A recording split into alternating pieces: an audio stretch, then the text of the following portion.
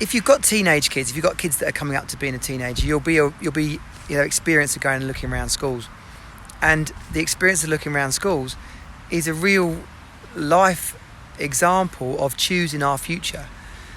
And this is something that I'm involved with right now with Team Superdad. This is a choice about my future. Going and looking at secondary schools, though, as you walked around, I was really struck by how many questions do we ask about our own future and our own plans.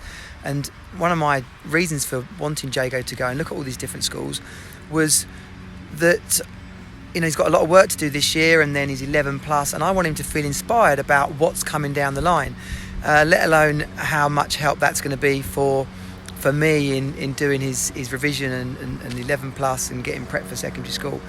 So as we're walking around, we were asking questions. All the things that were important to him, we were asking those questions. What kind of sport? What kind of... he's into maths. He's like, his favourite subject is maths. Clearly not a strong suit of mine. But, as we're walking around the school, there was a context to what we were looking at. And that context was, what does he want? What is he excited by? What kind of future does, outcome does he want? Like, what job does he want? I know he's only 10, right? So he's not thinking too seriously. Oh, John, good morning, sir. He's not thinking too seriously about, whether he wants to be a physiotherapist or a scientist or a astronaut, but he still talks about his football career.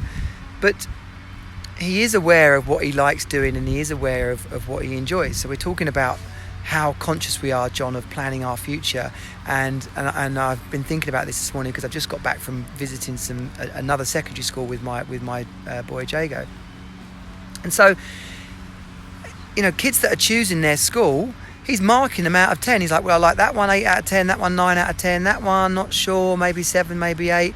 So he's picturing his future, and he's weighing up which one he likes the look of, and he's imagining himself in that future. He's thinking about what he wants from it, what he likes out of it, what he doesn't like. He's asking people that are already doing it. And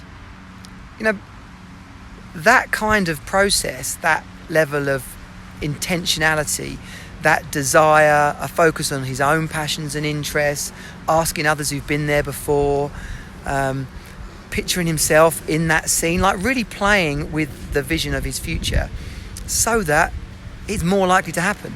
Now, as adults, though, we seem to have forgotten that that's possible. We seem to have lost track of the fact that, if we have an idea of where we want our future to go and we actually go out there and start making choices about it, then it's more likely to happen. And as adults, we get weighed down by a lot of with our family, or we've got to do this because otherwise we're not going to be able to pay for that, or I couldn't possibly go and start a new business over there because of this.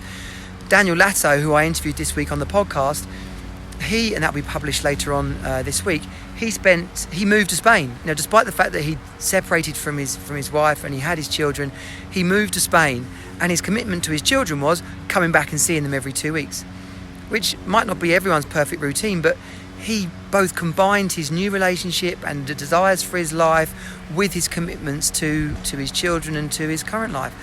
And so it's not about what we can't do, it has to be about what we want to do. And the more we get clear on that, and the more conscious we are of the choices we're making, just like those secondary school choices, just like the inspiration that's going to give him for his studies, so too we can picture a future for our life, speak to people who've already done it before, find out what it's going to take, challenge ourselves to step up to the mark and get excited about it, and actually bloody make it happen. What's the chances of not planning your future and getting to somewhere you want to be? It's slim to bloody not likely. I could swear more, but it ain't going to happen, basically. And so, we've only got one life. Team Superdad for me should have happened about 2 years ago. It took the reality of finishing the whole court process to realise that I was fed up with trying to do the work that I was no longer enjoying, and called by a vision to do Team Superdad. And for dads, for dads who are saying, how can I create my best life ever? Like, surely this is got to be better than this. Surely I'm not going to be stuck in this situation, in this house, with this money, in this job. And we've all got to say, no, we're not.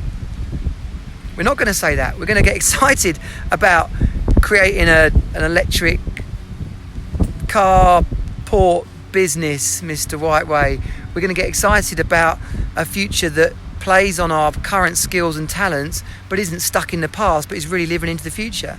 And that's what we're all up to. And if you're struggling with that, and if you're feeling like that's a conversation that's stuck in your own head, then come and join me and let it out. Come and be part of other dads creating their best lives ever, because together we're going to make this happen. Together we're going to live into a future that we're excited by, and that, you know, is based on our goals and the things that we enjoy doing. Jago is in his secondary school asking questions about sport, about maths, about bullying, about is there a football team, about do you play competitions against other schools, what does the computer block look like, have you got music rooms, and do you do drama? Like, he's creating his future right there and then. But just because it's school, it seems like, oh well, of course you can do that for school. Well, we can do it for our own life. So if I've touched a point with you here, if I've hit upon, if I've made you think, if I've touched, moved and inspired you, then come on over to the Team Superdad community or visit teamsuperdad.com. The rebuild program is starting in just a couple of weeks, and there are a few remaining spaces. I would love to have you on board. This is Johnny Jensen, Team Superdad out. Bye.